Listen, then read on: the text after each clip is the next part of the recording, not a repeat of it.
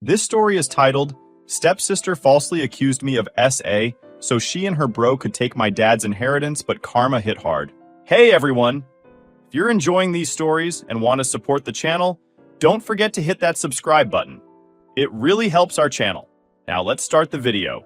OP starts by saying, Hey everyone, I'm Ethan. It's my first time posting here. I told my friend what happened to me with my family. He suggested posting it on Reddit to hear your opinions. Alright, let me set the scene. My 33 male dad married Sam and Katie's mom, Linda. She was 39 back then, and I was 12. Linda had been widowed for a few years, and she came into the marriage with 2 kids of her own. Sam, who's 5 years older than me, and Katie, just a year younger than me. It wasn't exactly the Brady Bunch. Sam and Katie didn't hide the fact that they resented me. I guess I was an easy target. My mom had passed away a couple of years before, and I was still grieving when Linda and her kids moved in. Sam was always the alpha, taking every opportunity to boss me around or make me feel like I didn't belong. Katie was quieter, but her jabs were just as sharp. You're not really family, she once said when Dad wasn't around. Stuff like that stung, but I tried to brush it off. Over the years, we kind of settled into this Cold War dynamic.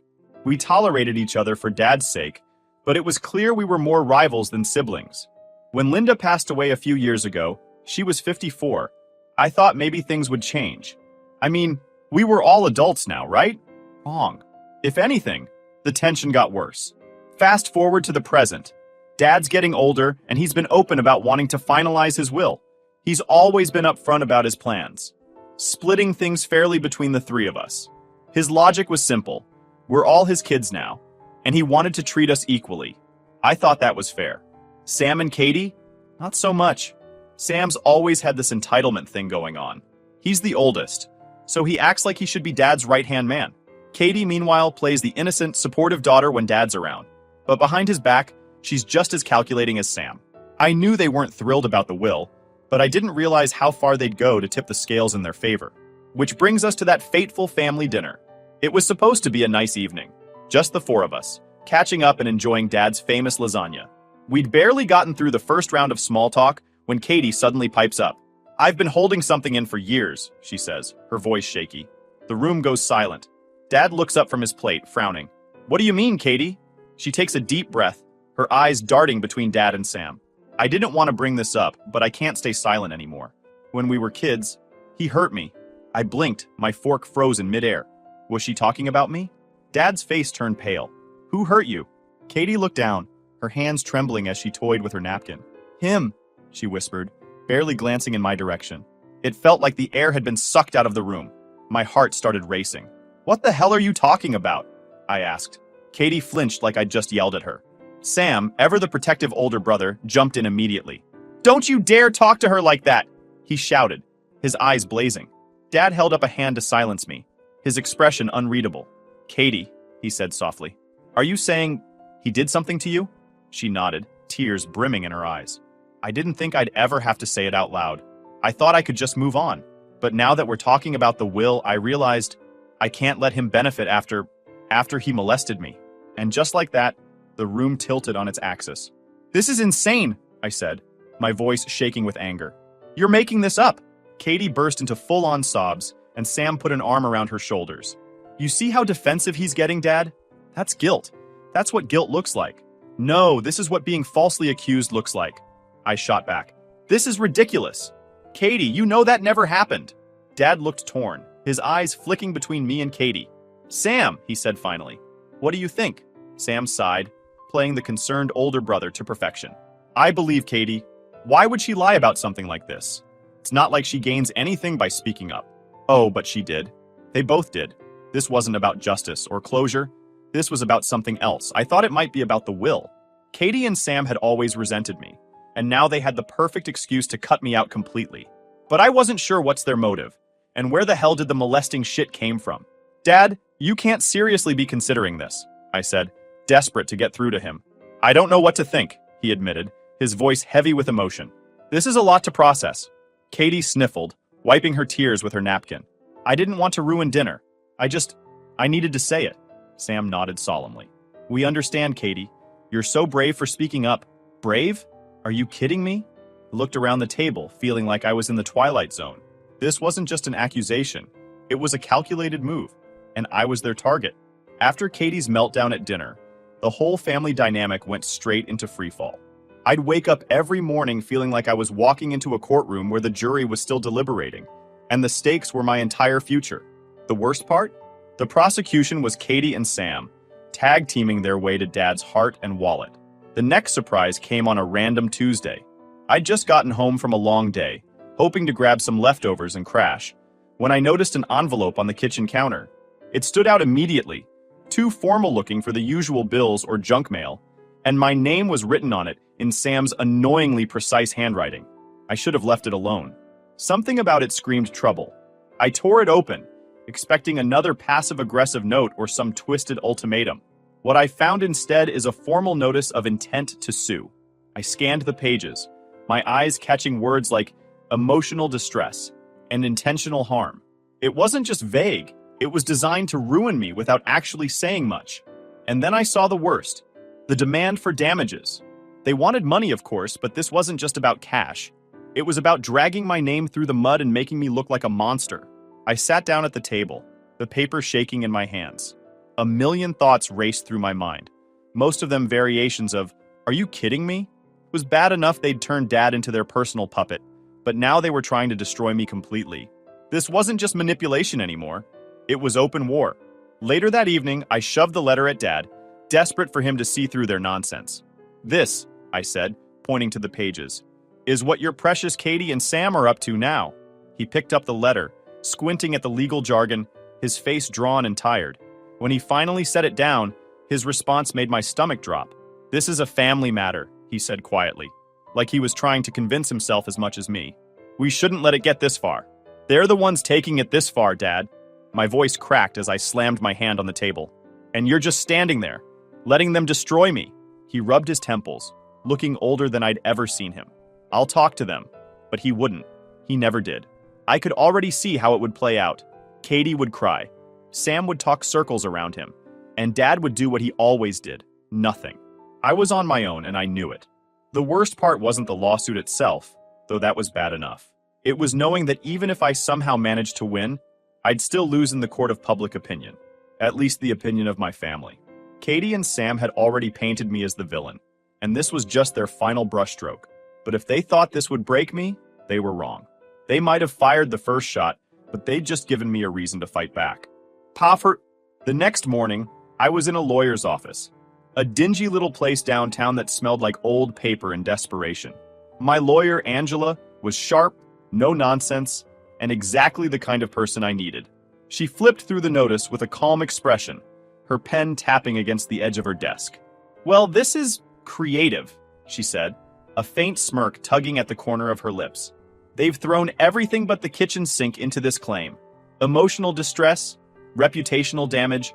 Honestly, it's almost impressive how vague they've managed to keep it." I slumped in my chair, my frustration bubbling over. "Impressive? They're accusing me of things I didn't do, Angela.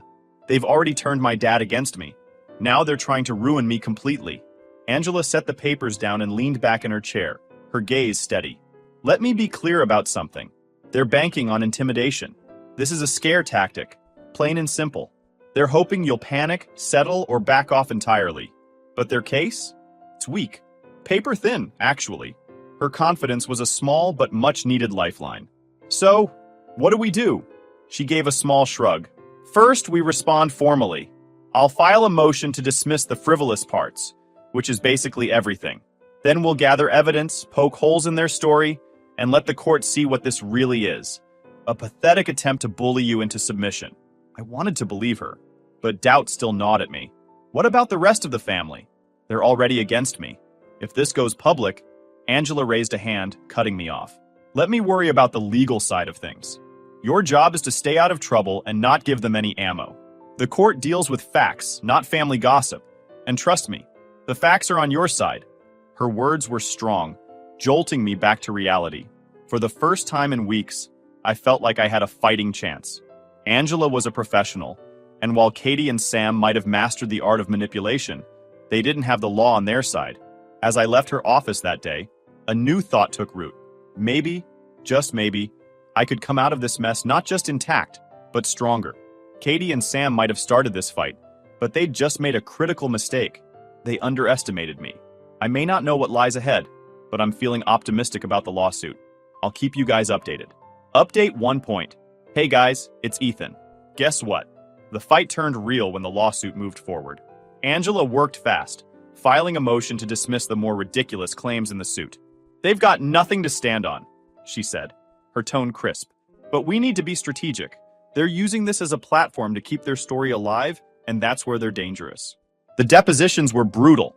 Katie cried through hers, giving vague statements about how my actions had ruined her ability to trust and caused her unimaginable stress.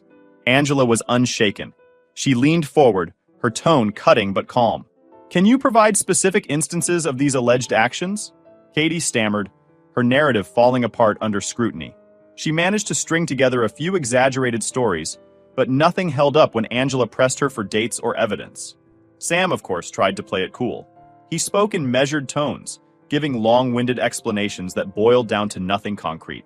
At one point, he said, "This isn't about facts. It's about the impact of his behavior." Angela raised an eyebrow, her voice sharp. "Impact requires evidence. What specific behavior are you referring to?" Sam faltered, and the cracks in their story became impossible to ignore. Equarks. Still, even with the lawsuit thing, Katie's accusations started to spread. Sam and Katie didn't just rely on Dad's doubt to do the damage. They worked overtime to make sure everyone in the family heard their version of events. It wasn't direct or confrontational. They were too smart for that. They used insinuation, whispers, and well-timed emotional breakdowns to weave their narrative into every corner of my life. At first, I thought the fallout would stay within our immediate family. But then, at a family friend's wedding, I started noticing the looks. You know the kind. The kind people give when they've heard something they shouldn't have, but can't quite reconcile it with what they know about you. It started small. Aunt Karen, who'd always been a little nosy but warm, suddenly seemed colder. She avoided making eye contact, and when I tried to engage her in conversation, she gave curt, dismissive answers. I didn't think much of it until I overheard her talking to Katie near the dessert table. "I just can't believe he'd still show up to things like this," Karen whispered, glancing in my direction. Katie sighed deeply, playing the victim role perfectly. "It's just something I have to deal with," she said softly, her voice carrying just enough pain to pull sympathy. "I try to stay strong for Dad, but it's hard being around him." Sam, of course, was no less subtle. His weapon wasn't fake tears. It was carefully curated conversations that always left people questioning me. At work, things weren't much better. Word travels fast in families, and it's amazing how little it takes for whispers to seep into other parts of your life. A co-worker I'd been friendly with for years suddenly started canceling our lunch plans, and I caught another one glancing at me warily during a meeting. It wasn't just the looks, though. My world started to shrink. Invitations to family dinners stopped coming. Friends who'd been constant suddenly seemed busy every time I reached out. Even strangers seemed to sense the tension, like it was radiating off me. The worst part? I couldn't do anything about it. How do you defend yourself against something as vague and insidious as an accusation that's never fully stated? Sam and Katie had orchestrated this perfectly, staying just on the edge of outright defamation, but doing enough damage to make me question my place in the world. One afternoon, I ran into an old friend from high school at a coffee shop. Mike had always been straightforward. No nonsense, no beating around the bush. He greeted me with a warm smile, but as we talked, his tone shifted. "So," he said carefully, "everything okay with your family?" I paused, my coffee halfway to my mouth. "Why do you ask?" He scratched the back of his head. "Just, I heard something. From your cousin's sister-in-law, I think? I don't know, man. It sounded heavy. Even here, in this random interaction, the shadow of Sam and Katie's whispers was following me. "What did you hear?"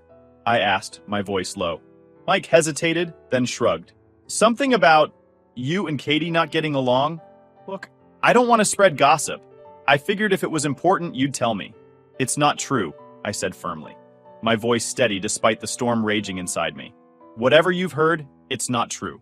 Mike nodded, but I could tell he wasn't entirely convinced. And that killed me. I was losing ground, and fast. Sam's influence wasn't just about turning Dad against me anymore. It was about isolating me completely. Every interaction felt like a test. Every glance like a judgment. And the worst part was, I knew Sam and Katie were just getting started. They weren't satisfied with planting doubt in Dad's mind. They wanted everyone, family, friends, co-workers, to see me as the villain in their story. And if I didn't find a way to fight back, they'd succeed. I realized that if I stayed passive, their version of the story would be the only one people ever heard.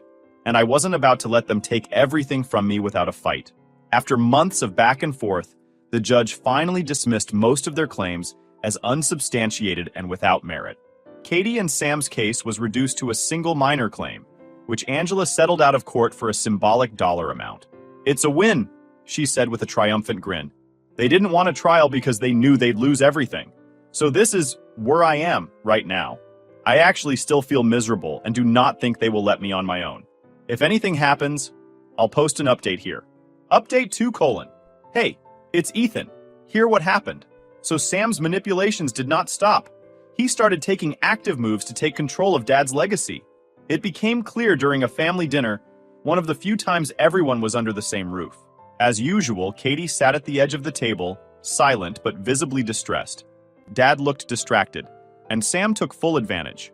As plates were being cleared, Sam leaned back in his chair, his voice calm but loud enough for everyone to hear.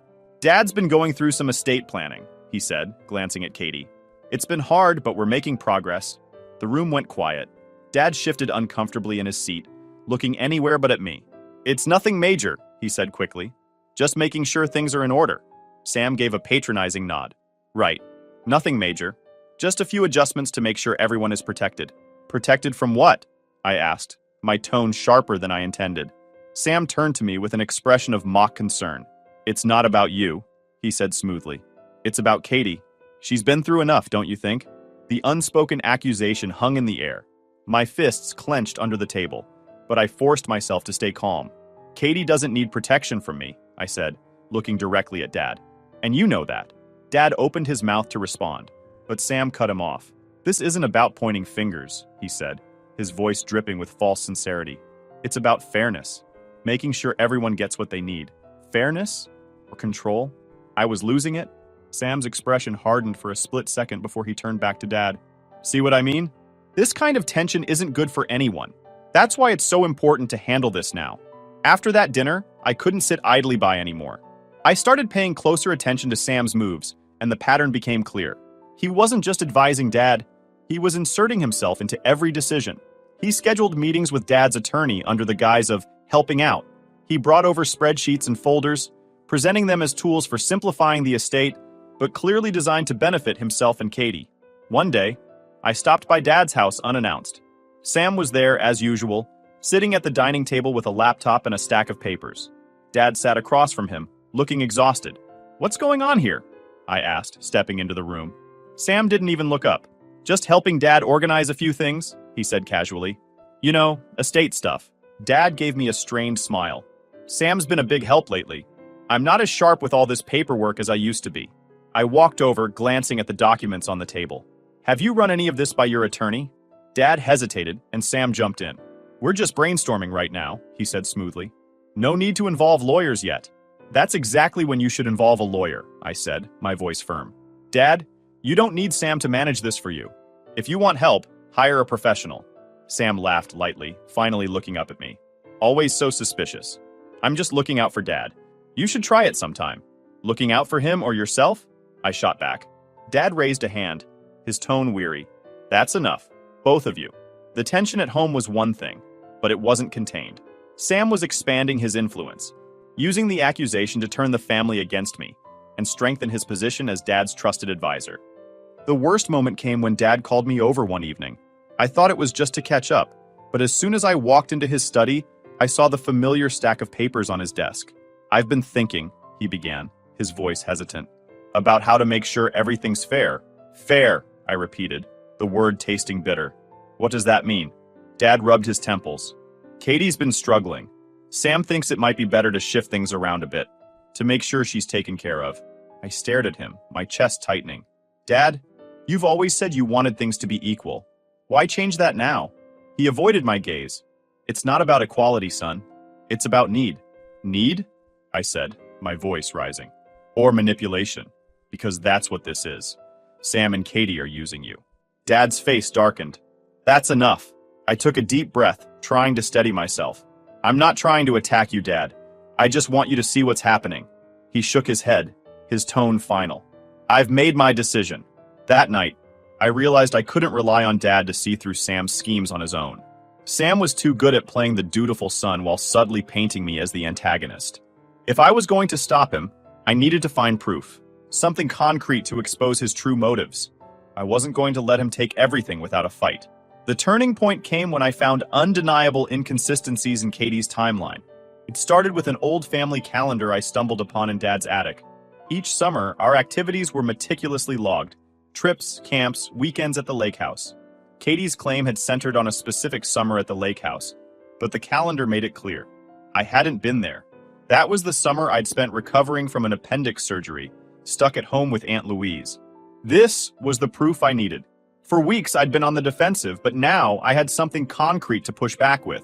The next family gathering was tense, as usual. Dad sat at the head of the table, looking older than ever, while Sam held court, steering every conversation back to Katie's supposed strength and resilience. Katie sat quietly, her usual teary-eyed performance in full effect. I let them have their moment. Then, as the plates were being cleared, I stood up. There's something we need to address, I said, my voice steady, but loud enough to command the room's attention. All eyes turned to me. Sam leaned back in his chair, a smug smile on his face. This isn't the time, little brother, he said, his tone dripping with condescension. It's exactly the time, I shot back. I've spent weeks listening to you spread lies about me, and I'm done staying silent. Dad frowned. What are you talking about? I turned to Katie. You claimed that something happened between us during that summer at the lake house. But here's the thing. You know as well as I do that I wasn't even there. Her face went pale, and for a moment, I saw panic flicker in her eyes. That's ridiculous, Sam interjected.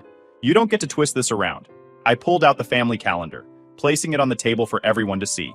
This is from that summer, I said. Every trip, every event, all logged by Dad. And guess what? I spent that summer recovering from surgery, with Aunt Louise, nowhere near the lake house. There was a beat of silence, heavy and oppressive. Dad leaned forward, his brow furrowed as he examined the calendar. Is this true? He asked, his voice quiet but firm. Katie stammered, I don't remember every detail. Trauma can mess with your memory. Convenient, I interrupted, because your memory just happens to crumble the second there's evidence against it. Sam stood, trying to regain control of the situation. Look, Dad, this isn't about exact dates. It's about the fact that Katie has been deeply hurt and needs support. Why can't he just own up to that? Because there's nothing to own up to, I said firmly. This has never been about Katie's well-being. It's been about you and her manipulating Dad to get what you want. Sam's face darkened, his usual smugness replaced by something colder. You think you're so clever, don't you? Trying to turn this around like we're the bad guys. You are the bad guys, I said, my voice rising. You've been playing on Dad's emotions, twisting the truth, and using lies to push me out of the family. But it stops here. For the first time, the family didn't immediately jump to Katie's defense. Instead, they looked to Dad, who was staring at the calendar in silence. Finally, he looked up, his expression a mix of confusion and anger. Katie, why didn't you mention this before? If the timeline doesn't match, how am I supposed to believe the rest of your story? Katie's tears came then, but they felt more desperate than genuine. Dad, I didn't mean to. I don't know what to say. Sam stepped in, his voice low and controlled. She doesn't have to explain herself to him. We're trying to protect her, not put her on trial again. No one's on trial, Dad said, his tone sharper than I'd heard in months. But if what he's saying is true, then I need to reevaluate everything. I can't just ignore this. The rest of the evening passed in a blur. Katie retreated into silence, and Sam, for all his composure, seemed rattled. I could feel the shift in the air, subtle but significant. For the first time, the family wasn't blindly accepting their version of events. It wasn't a complete victory, but it was a start. Sam and Katie's hold on Dad was weakening, and now I had something I hadn't had in weeks. Hope. As I left that night, Dad stopped me at the door. I need time to think, he said. But I'm glad you spoke up. It wasn't forgiveness or resolution, but it was something. And that was enough for now. This is where I am at right now. I am not satisfied with this confrontation yet. I'll think about the next move and keep you updated. Stay tuned. Final update? Hola, Zrinya. It's Ethan again. So, after confronting Sam and Katie, things in the family didn't magically fix themselves. But the cracks in their story were now visible. and I wasn't about to let them patch them up with more lies. I kept my distance for a while, letting the weight of the truth settle in. Sometimes, the best way to fight back isn't with another move. It's by giving people enough rope to hang themselves. The unraveling began sooner than I expected. Katie, who had always relied on the fragility of her victim persona, started slipping. The more people questioned her story, the more inconsistencies came to light. At a family gathering a few weeks later, she made the mistake of elaborating. It wasn't just the lake house, she told Aunt Louise in a hushed tone that wasn't as hushed as she thought. There were other times, too. I just haven't had the strength to talk about them. I caught Louise frowning from across the room. She glanced at me briefly before turning back to Katie. But you told me it happened at the lake house. That was the one place you were certain about, Katie stammered, trying to backtrack. It's hard to keep it all straight. It was a long time ago. My cousin's frown deepened, and she didn't press further, but the damage was done. I knew Louise well enough to know she'd be connecting the dots, and seeing how little sense Katie's claims made. Sam, meanwhile, was too arrogant to realize his control was slipping. He continued to act like the family's savior, pushing harder for changes to Dad's will. But his overreach was starting to work against him. I learned from Dad's attorney, a no-nonsense woman named Ms. Taylor, that Sam had been calling her incessantly. He's relentless, she told me over the phone. Keep asking about options to adjust the distribution. Did he ask you to exclude me entirely? I asked, already knowing the answer. There was a pause. Let's just say he's been persuasive about reallocating assets to better support Katie. Of course he has, I muttered. Thanks for letting me know. Ms. Taylor's tone sharpened. For what it's worth, I've worked with your father for years. He's a fair man. I think he's starting to see through their intentions. It was a small reassurance, but enough to push me forward. The real turning point came when Katie and Sam's greed finally outpaced their planning. Sam, emboldened by what he thought was his dominance, pushed Dad to sign a new version of the will. What he didn't realize was that Dad had grown suspicious since the calendar incident. Instead of signing blindly, Dad asked to meet with Ms. Taylor first. At that meeting, Sam showed his hand. He brought Katie along, both of them insisting that the changes were urgent. Katie cried, of course, and Sam spun his usual tale about protecting the family. But Ms. Taylor, sharp as ever, asked one simple question. Why the urgency? Has there been a change in circumstances? Sam faltered, caught off guard. Well, Katie's been struggling, and we want to make sure she's taken care of before things get complicated. Complicated how? Ms. Taylor pressed. Katie started crying harder, but it wasn't enough to distract from the fact that Sam didn't have a real answer. Dad, sitting silently through the exchange, finally spoke. I don't think we need to make any changes right now, he said, his tone calm but firm. I'd like to take some time to review everything. Sam's face hardened, but he couldn't argue without looking suspicious. Katie shot him a panicked look, but he just nodded tightly. They left the meeting empty-handed. When Dad told me about the meeting later, I could see the shift in his demeanor. He wasn't fully on my side yet, but he was starting to question everything. I don't like feeling rushed, he admitted. And Ms. Taylor's right. There's no reason to make hasty decisions. Good, I said, because hasty decisions are exactly what they want. In the weeks that followed, Sam and Katie's desperation became more apparent. They started pushing harder, but their tactics were unraveling. Family members who had once avoided me were now asking questions. Aunt Louise and uncles, even some of the cousins. One by one, they began to see through the facade. The final blow came during another family dinner, one that Sam had insisted on hosting. He'd planned it as a way to bring everyone together, but it quickly turned into his undoing. Midway through the evening, Aunt Louise stood up, clearing her throat. Katie, I have a question, she said, her tone unusually stern. Katie froze. What is it? Louise folded her arms. You've said a lot about what happened, but the more you talk, the less sense it makes. You say it was the lake house, but you've also said it wasn't. And now you're saying there were other times? Which is it? Katie's face went pale. I don't remember everything exactly. Convenient, Louise said. Because I've talked to others, and none of it adds up. Sam jumped in. That's enough. This isn't an interrogation. No, it's not, Louise shot back. But if you're going to accuse someone of something so serious, you'd better have the truth to back it up. The room fell silent, and all eyes turned to Katie. For the first time, she didn't cry. She didn't say anything. She just sat there, looking like a deer caught in headlights. After that night, Sam and Katie's grip on the family crumbled entirely. Dad, finally recognizing the harm they had caused, took decisive action. Without a word to them, he discreetly removed both Sam and Katie from the will, undoing the manipulative changes Sam had snuck in. He didn't need to confront them. His silent resolve made his stance crystal clear. As for me, I didn't lift a finger. I didn't need to. Their desperation, lies, and greed did all the work for me. They isolated themselves, leaving behind nothing but the chaos they created. Karma handled the rest. In the end, I walked away with my integrity intact, and my family finally beginning to rebuild trust in me. The inheritance? That was irrelevant. What mattered was that the truth was out, and Sam and Katie had no one to blame but themselves.